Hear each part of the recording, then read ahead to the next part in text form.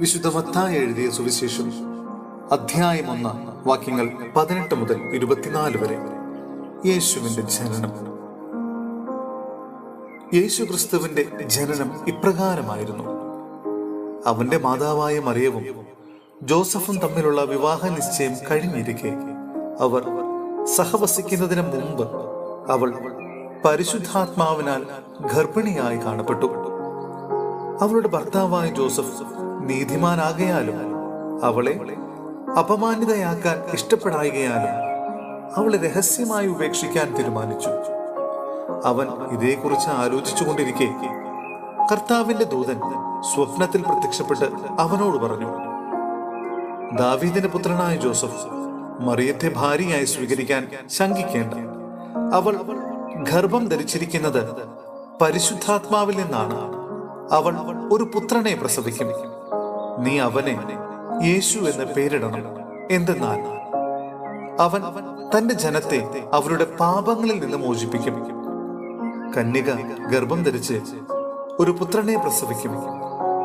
ദൈവം നമ്മോടുകൂടെ എന്നർത്ഥമുള്ള എമ്മാനുവേൽ എന്ന് അവൻ വിളിക്കപ്പെടുമെന്ന് കർത്താവ് പ്രവാചകൻ മുഖേന അരുൾ ചെയ്തത് പൂർത്തിയാകാൻ വേണ്ടിയാണ് ഇതെല്ലാം സംഭവിച്ചത്. ജോസഫ് നിദ്രയിൽ നിന്നുണർന്ന് കർത്താവിന്റെ ദൂതൻ കൽപ്പിച്ചതുപോലെ പ്രവർത്തിച്ചു. അവൻ തന്റെ ഭാര്യയെ സ്വീകരിച്ചു. പുത്രനെ പ്രസവിക്കുന്നത് വരെ അവളെ അവൻ അറിഞ്ഞില്ല. അവൻ ശിശുവിനെ യേശു എന്ന് പേരിട്ടു.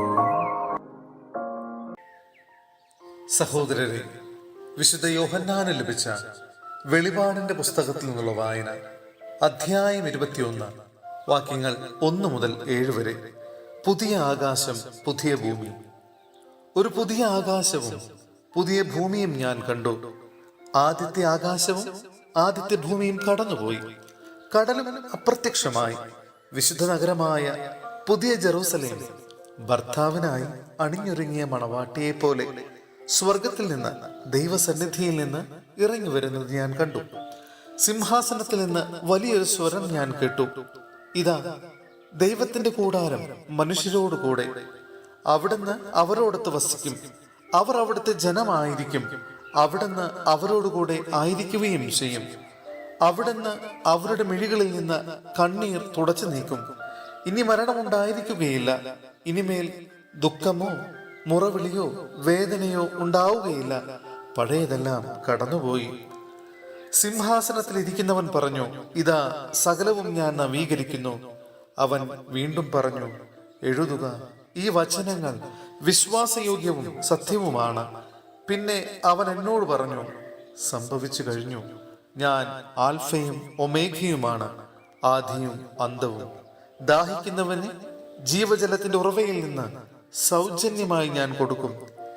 വിജയം വരിക്കുന്നവന് ഇവയെല്ലാം അവകാശമായി ലഭിക്കും. ഞാൻ അവന് ദൈവവും അവൻ എനിക്ക് മകനുമായിരിക്കും.